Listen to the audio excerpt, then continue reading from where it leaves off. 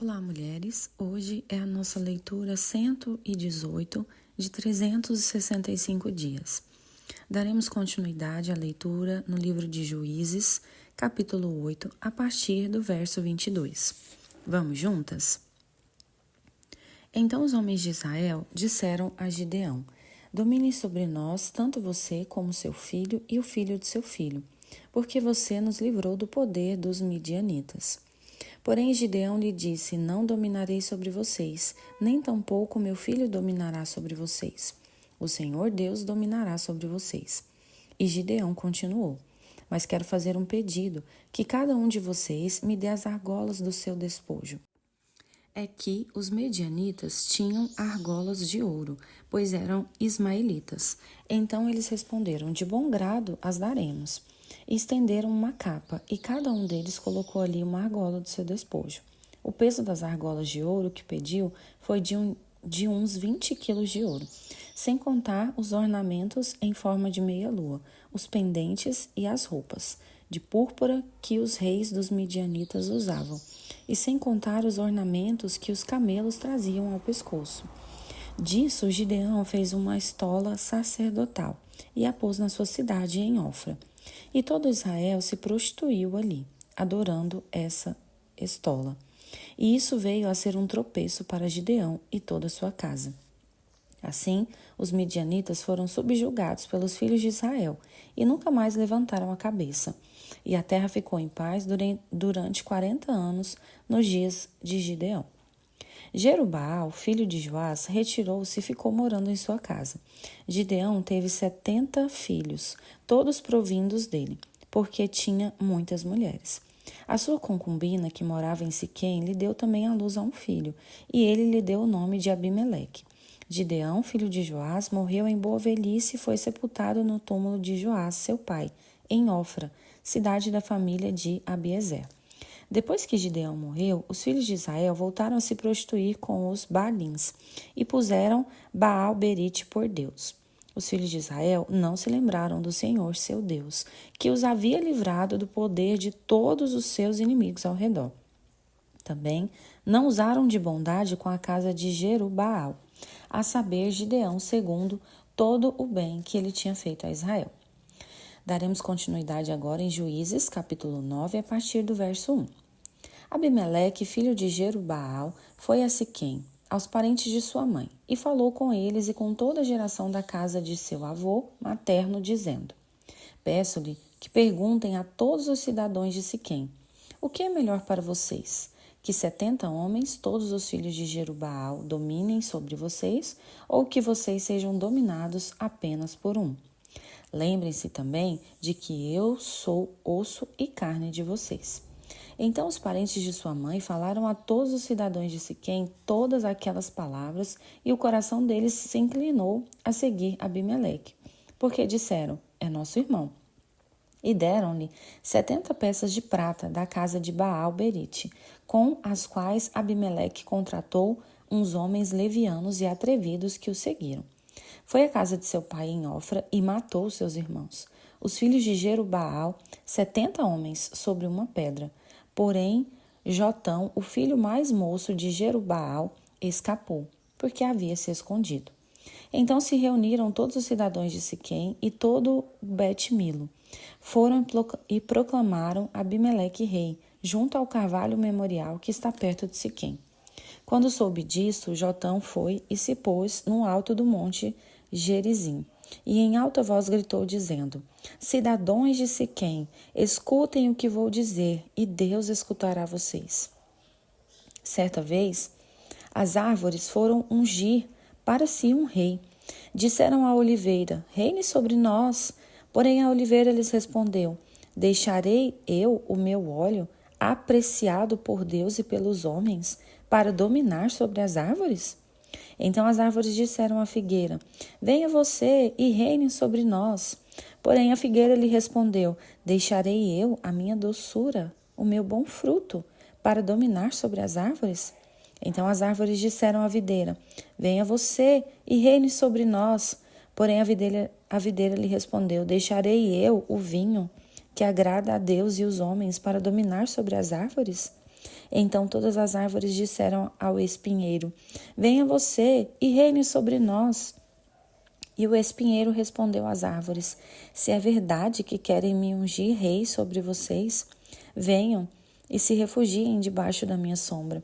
Mas se não, que do espinheiro saia fogo que consuma os cedros do Líbano. Jotão continuou: e agora, se vocês agirem de boa fé e com sinceridade, proclamando Abimeleque como rei, se vocês fizeram o que é correto em relação a Jerubaal e a sua casa, e se o tratarem segundo ele merecia pelo que fez, porque o meu pai lutou por vocês, arriscou a vida e os livrou das mãos dos midianitas. Mas hoje vocês se levantaram contra a casa de meu pai e mataram os filhos dele, 70 homens sobre uma pedra, e Abimeleque, filho da escrava dele, vocês puseram como rei sobre os cidadãos de Siquém, porque é irmão de vocês. Se vocês agiram de boa fé e com sinceridade para com Jerubaal e a sua casa, então alegrem-se com Abimeleque, e que ele também se alegre com vocês. Mas se este não for o caso, que saia fogo de Abimeleque e consuma os cidadãos de Siquém e Bet-Milo, e que saia fogo dos cidadãos de Siquém e de Bet-Milo, que consuma Abimeleque. Depois disso, Jotão fugiu e foi para Beer, onde ficou morando, porque estava com medo de seu irmão Abimeleque. Leremos agora Lucas, capítulo 23, a partir do verso 44. Já era quase meio-dia, e escurecendo-se o sol, houve trevas sobre toda a terra, até às 3 horas da tarde. E o véu do santuário se rasgou pelo meio-dia. Então Jesus clamou em alta voz: Pai, nas tuas mãos entrego o meu espírito. E dito isto, expirou. O centurião, vendo o que tinha acontecido, deu glória a Deus, dizendo: verdadeiramente este homem era justo. E todas as multidões reunidas para aquele espetáculo, vendo o que havia acontecido, retiraram-se, batendo no peito. Entretanto, todos os conhecidos de Jesus e as mulheres que o tinham seguido desde a Galiléia ficaram de longe contemplando essas coisas. E eis que havia um homem chamado José, membro do Sinédrio, homem bom e justo, que não tinha concordado com o plano e a ação dos outros. Era natural de Arimateia, cidade dos judeus, e esperava o reino de Deus. Ele foi até Pilatos e lhe pediu o corpo de Jesus. E, tirando-o da cruz, envolveu-o num lençol de linho e o depositou num túmulo aberto numa rocha, onde ninguém havia sido sepultado ainda. Era o dia da preparação, e o sábado estava para começar. As mulheres que tinham vindo com Jesus desde a Galiléia seguiram José e viram o túmulo, e como o corpo foi colocado ali. Então se retiraram para preparar óleos aromáticos e perfume. E no sábado descansaram, segundo o mandamento. Continuando agora em Lucas, capítulo 24, a partir do verso 1. Mas no primeiro dia da semana, alta madrugada, as mulheres foram ao túmulo, levando os óleos aromáticos que haviam preparado. Encontraram a pedra removida do túmulo, mas ao entrar, não acharam o corpo do Senhor Jesus. Aconteceu que, perplexas a esse respeito, apareceram-lhe 2 homens com roupas resplandecentes. Estando elas com muito medo e baixando os olhos para o chão, eles disseram: por que vocês estão procurando entre os mortos aquele que vive? Ele não está aqui, mas ressuscitou. Lembre-se do que ele falou para vocês, estando ainda na Galiléia. É necessário que o Filho do Homem seja entregue nas mãos dos pecadores, seja crucificado e ressuscite no 3º dia. Então elas se lembraram das palavras de Jesus e, voltando do túmulo, anunciaram todas essas coisas aos 11 e a todos os outros que estavam com eles. Essas mulheres eram Maria Madalena, Joana e Maria, mãe de Tiago. Também as demais que estavam com ela confirmaram essas coisas aos apóstolos. Mas, para eles, tais palavras pareciam um delírio. Eles não acreditaram no que as mulheres diziam. Pedro, porém, levantou-se e correu ao túmulo. E, abaixando-se, viu somente os lençóis de linho e nada mais. E retirou-se para casa, admirado com o que tinha acontecido. Leremos agora Salmos, capítulo 99, a partir do verso 1. Reina o Senhor, tremam os povos. Ele está entronizado acima dos querubins. Abale-se a terra. O Senhor é grande em Sião e está exaltado acima de todos os povos.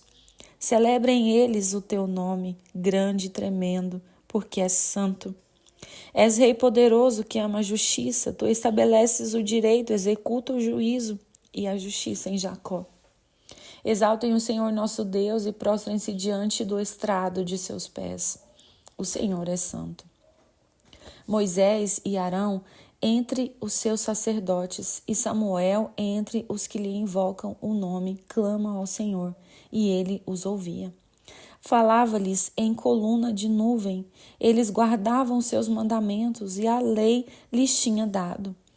Tu lhes respondeste, ó Senhor nosso Deus, foste para eles Deus perdoador, ainda que os tenha castigado por seus atos. Exaltem o Senhor nosso Deus e prostrem-se diante do seu santo monte, porque santo é o Senhor nosso Deus.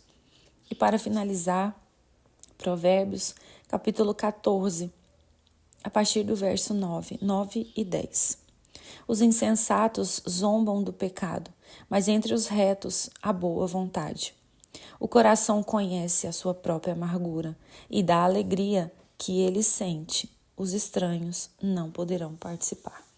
Amém, minhas amadas? Que bom ter vocês aqui comigo, que essa palavra fale profundamente ao seu coração, assim como falou ao meu. Eu desejo uma semana abençoada e protegida pelo nosso Senhor Jesus. Eu sou a Jéssica e te espero na próxima leitura.